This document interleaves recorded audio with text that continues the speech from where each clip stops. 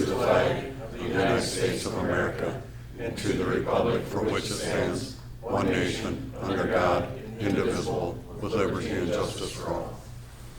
I'd like to call this Lamar City Council meeting to order.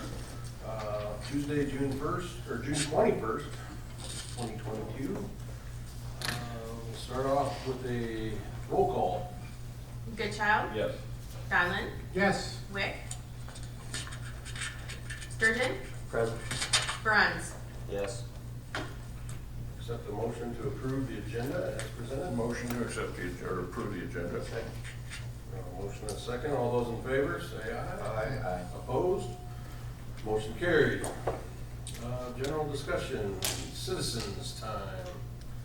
Any citizens that would like to address the council? Okay, moving on. Thumbs up award. Mike, do you have anything for thumbs up? I was out of town for ice cream day, so I assume someone's gonna mention that for a thumbs up, but otherwise no. Okay. Brian? Pass. Clark?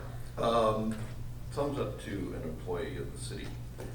I asked Angie Knight to do some water and wastewater and trash studies, comparisons to other communities for cost and taxation, property taxes, and she just did a whale of a job. She did such a good job that I had to spend a couple hours going through her report, but I really appreciate her getting on that because it helped me out a lot in what I wanted to know, so.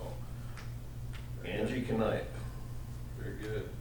I would like to give a thumbs up to the Ice Cream Days Committee, Wells Enterprises for sponsoring, and all the volunteers that helped put forth the time and effort. I've been there, I know what it's like to put that on, and it's a lot of work and very hectic. And I want to thank everybody for doing so. I thought the parade was extremely well attended. I've never seen so many people. And the other events, kind of hard to tell, it's so spread out, but it seemed like there was a lot of people down there, so. Yeah, I'd like to give a thumbs up to Scott Pagler and Hardware Hank. They have been given an $8,000 grant with the Ready for Business grant, and they're in the top 5. So, Yeah, that's cool. Gonna compete for more. yes. Yeah, very good. Okay, moving on. Thumbs up to those people.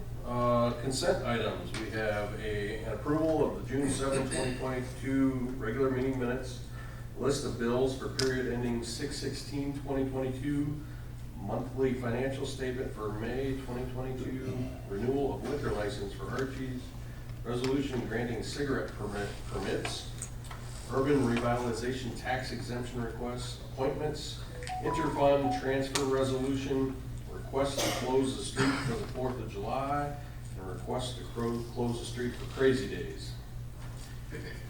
Any discussion on any of those specific items?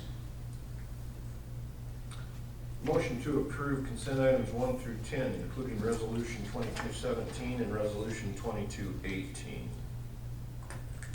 Second. A motion and a second. Do we need to pull those individually, or can we roll call the whole thing? Mike?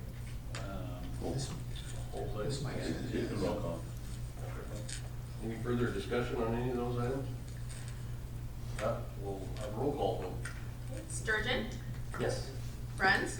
Yes. Goodchild? Yes. Wick? Donlin?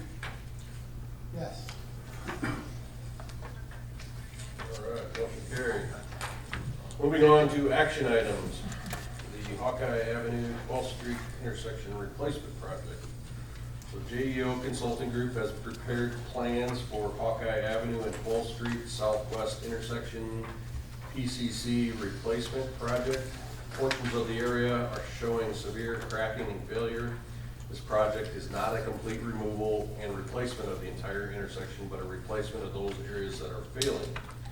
The proposed schedule is June 21, 22 hearing, June 5, 22 public hearing to approve plans and specifications, July 27, 22 bids are due at 10 a.m., August 2nd, 22 awarding the bids, and November 2, 22 completion. It's recommended by the administration to approve and proceed with the public hearing. The estimate of the project is $169,700 to be funded by the road use tax. I guess there isn't a whole lot.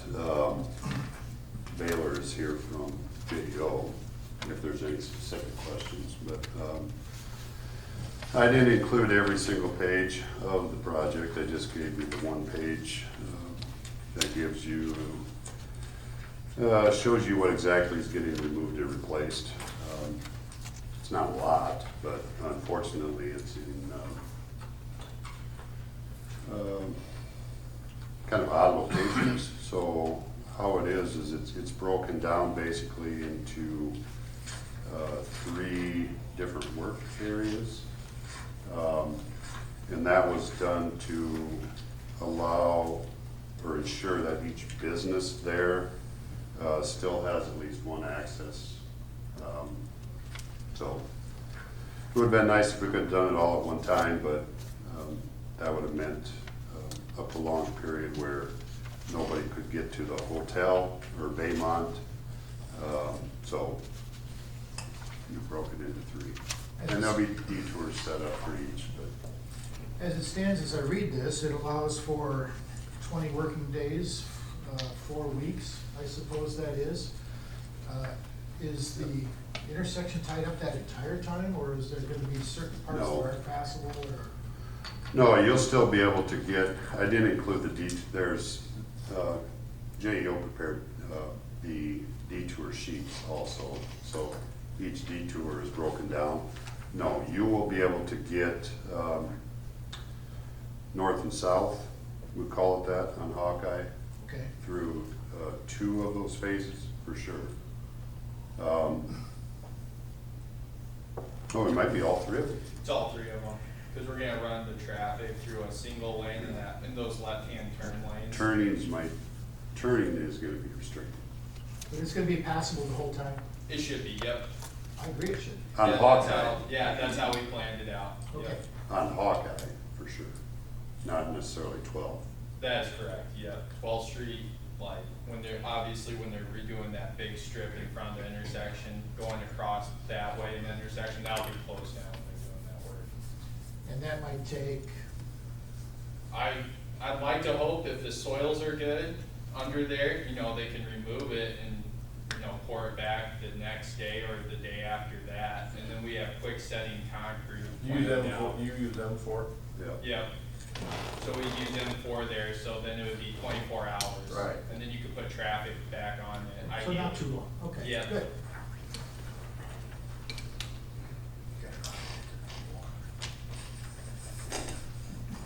Any further discussion?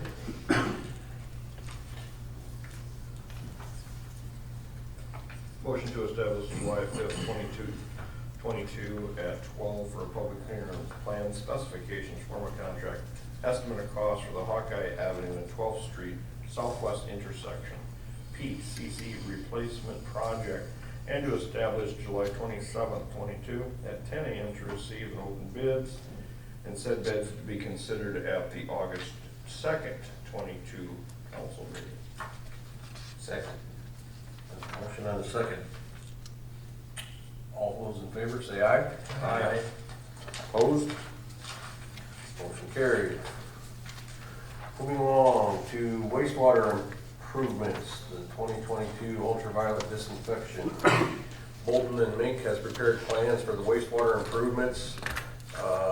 2022 ultraviolet disinfection, bacteria disinfection is an aspect of our treatment process that needed to be addressed with the issuance of our latest NPDES permit. The permit, or the deadline to meet Iowa DNR compliance was November 2022. Oh, sorry. Actually, it was 21. 21, that's what I thought. The current schedule has completion slated for spring of 2023. The proposed schedule is June 21, 2022. Council sets the public hearing. July 5th, public hearing to approve plans and specifications. July 15, pre-bid meeting. August 4, bids are due at 2 p.m. August 16, 2022, award, and completion in spring of 2023. The administration recommends approval by the council to proceed with the public hearing. The estimate of the project is $4.8 million. All right, so once again, I didn't include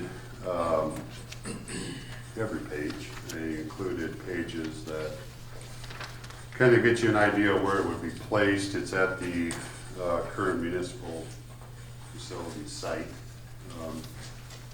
squeezed in between some existing structures. Also includes a new outfall pipe to the river. Bolton and Mink prepared it. They are out of, I guess they're still in country, but they were unable to attend this meeting, but they'll be at the public hearing meeting if there's any specific questions. Otherwise, Doug is here also if there's any questions on why it's needed, what it is, those types of things.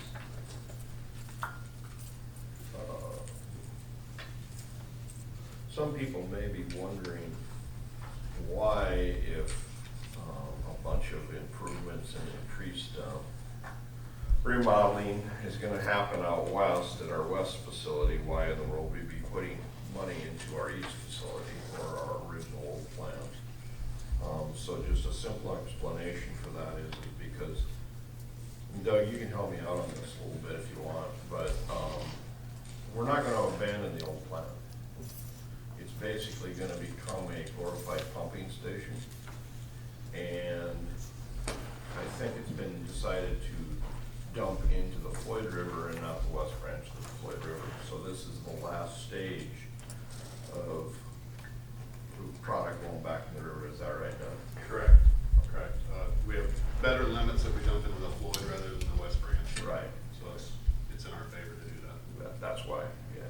You got anything to put into this, Doug, or? Not really, it's been in the plans for quite a while, and it's something that's necessary, unfortunately. Gotta spend some money. I think it's my understanding that this bacteria that we want to eliminate is not been some long-standing threat or something like that, but the permits, as they're going around, the standards have been changed so that we have to do this like other cities. Correct, the EPA has evolved quite a bit here in the last 10 years, so they're kind of classifying the Floyd as a recreation river now. So we have to get that E. coli down so people don't get sick if they go tubing or swimming in there or whatever. So. How have we danced around getting, or not complying with the November 2021 deadline? We're in violation. Okay. Yeah. But there's been ongoing communication with those authorities, and it's not like they're Yeah, I didn't know if there was like kind some of pick at the mayor's house or anything. COVID grace period or anything like that, you know? I did talk to the DNR agent a couple weeks ago about it, brought him up to speed of where we are and what we're progressing to. So he was seemed pretty pleased that we were moving forward. Yeah. If we weren't, then yeah, they would step in and start really hammering us. Yeah, and I think we are able to show that as a city for the last 5-6 years, we've been progressing towards these plans that we're gonna start seeing quite often now.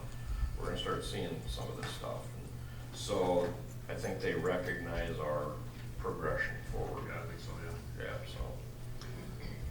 Yeah, we just routinely kept them up to date and informed on what we are doing to address it. So. Great.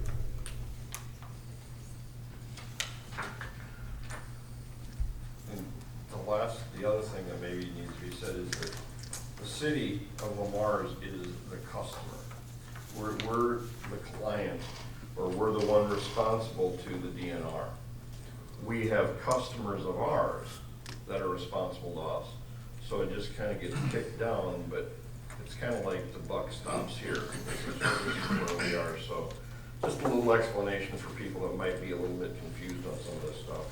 Motion to establish July 5th, August 22 at 12 p.m. for a public hearing of plan specifications, form of contract, estimate of cost of the wastewater improvement, 2022 ultraviolet disinfection, establish August 4th, 2022 at 2 p.m. to receive open bids, with the said bids being considered at the August 16th, 2022 council meeting.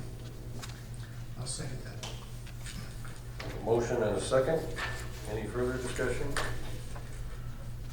If not, all those in favor say aye. Aye. Opposed?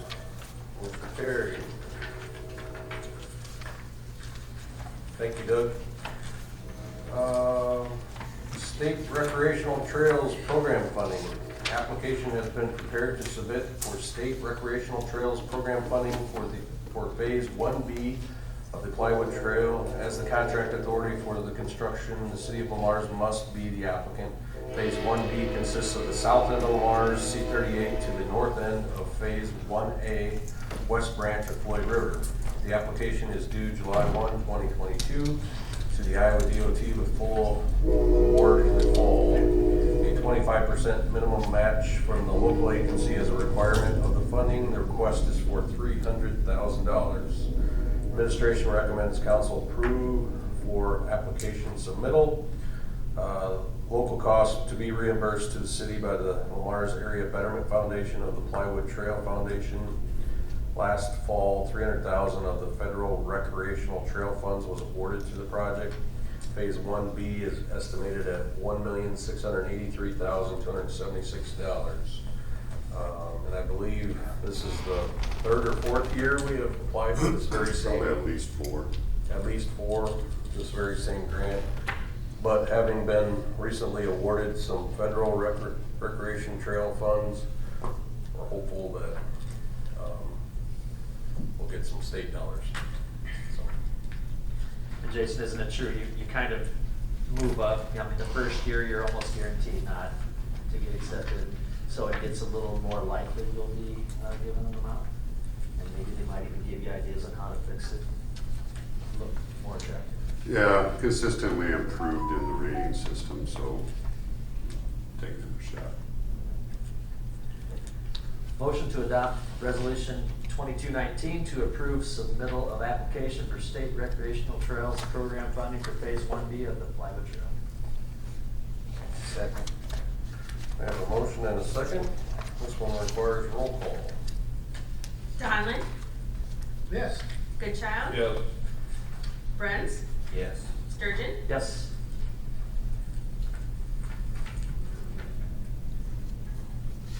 Motion carried. Okay, moving on to the partial approval of public improvements, KNS 4th edition.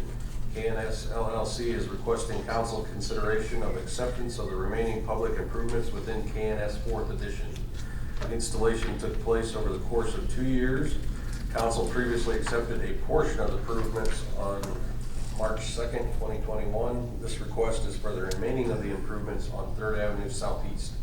A final inspection was conducted last December and the punch list items have been completed. Administration recommends council accept the public improvement. Yeah, so now, well, it's explained in there. This is the final acceptance. So there's 2 houses being built on this portion of it, but it's all done.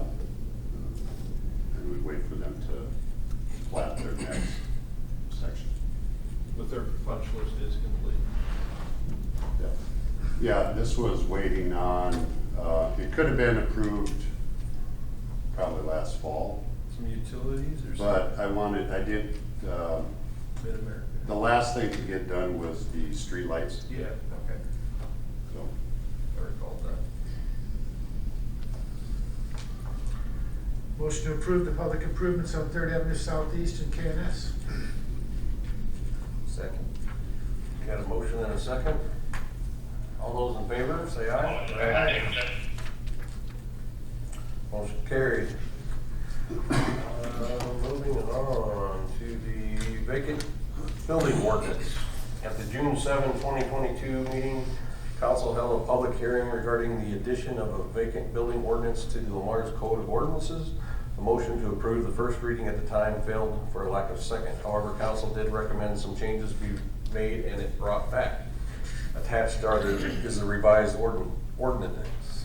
The ordinance would apply only to properties within the national and state recognized Lamar's Downtown Historic District. Attached is a map of the area As is the case with many historic downtowns, buildings are multi-story and constructed from property line to property line. A shared common wall, or a shared wall is common. This ordinance would give some assurance to property owners that a vacant building meets minimum standards and is not a potential for an immediate safety risk.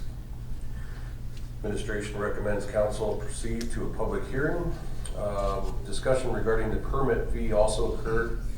Administration recommends that the fee be initially set at $50 and be approved by council annually with our list of fees. So it can be changed or modified on an annual basis. Yeah, and that's not set, so if you guys choose to make it a different amount, that's up to you guys. Yeah, that doesn't have to be done right now, though, right? No. How No, much but has to be involved, really? it was thrown in there because I think it came up last Yes. council meeting on what's, On one of the points. yeah. Sure.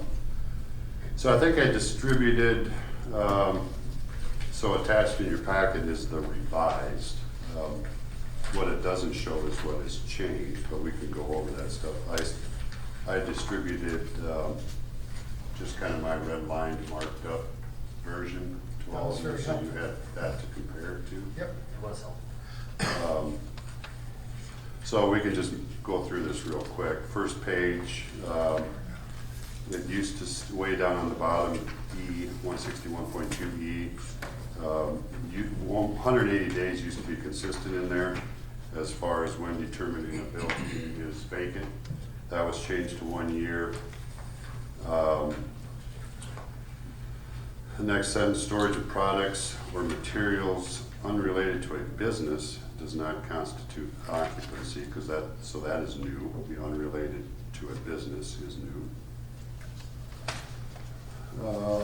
Following page, 180 changed to 1 year again under 161.3A. Then once we get down into 161.4, there were some larger changes.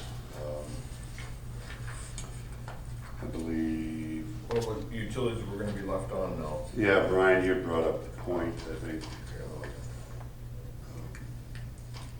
I took it as, is it dangerous to shut off utilities?